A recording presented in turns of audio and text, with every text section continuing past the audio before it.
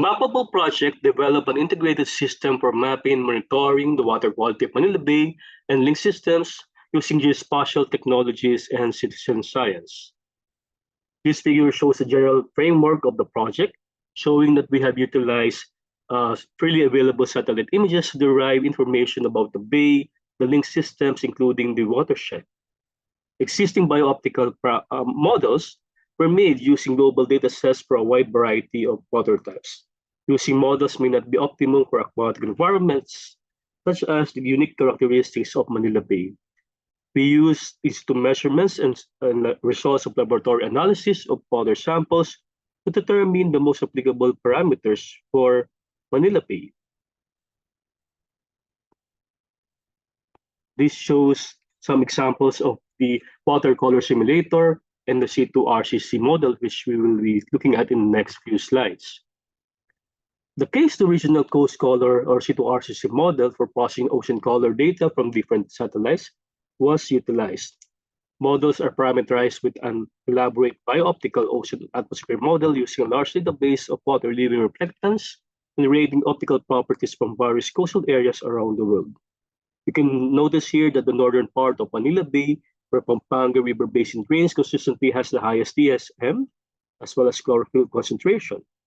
Higher TSM and chlorophyll concentrations near the coast, and lower TSM and chlorophyll A concentrations around the central part of the bay. We will also utilize a number of indices, including the normalized difference chlorophyll index to retrieve chlorophyll A concentrations in Manila Bay. The NDCI gives probable chlorophyll A concentration ranges based on the spectral responses, and it does not require parameterization which biooptical models need. Through regression analysis, we were able to determine the relationship between the derived C2RCC chlorophyll A levels and the NDCI values. This was done by taking random 10% sample for the images, and from the cloudless images, we can derive those values.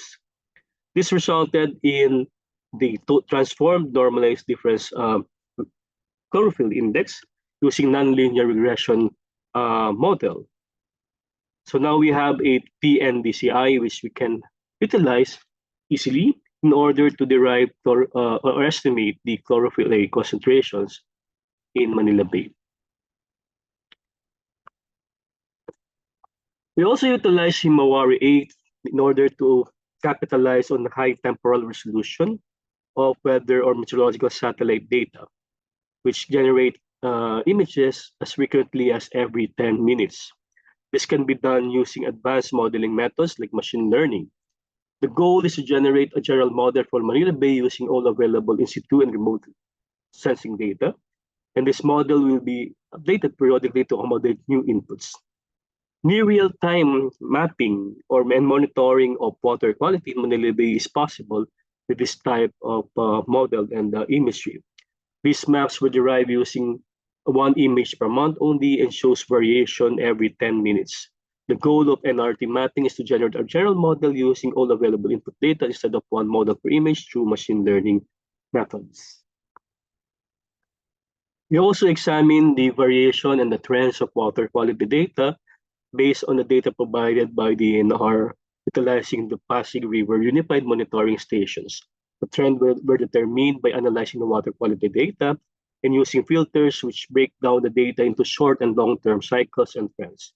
We also utilize satellite imagery, Sentinel-2 in this particular case, to show the distribution of the spatial and temporal distribution of PSS along the Pasig River as well as the Marikina River.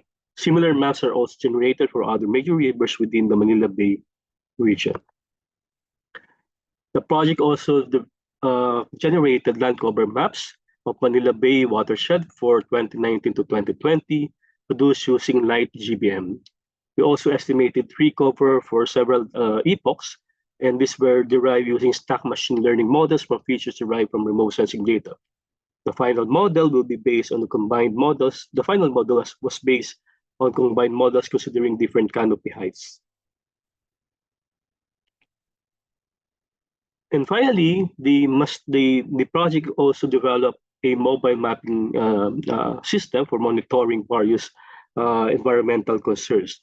The features included in this app are based on the results of a survey, and this app is for reporting concerns such as fish kills, algal blooms, illegal reclamation, and illegal solid waste disposal.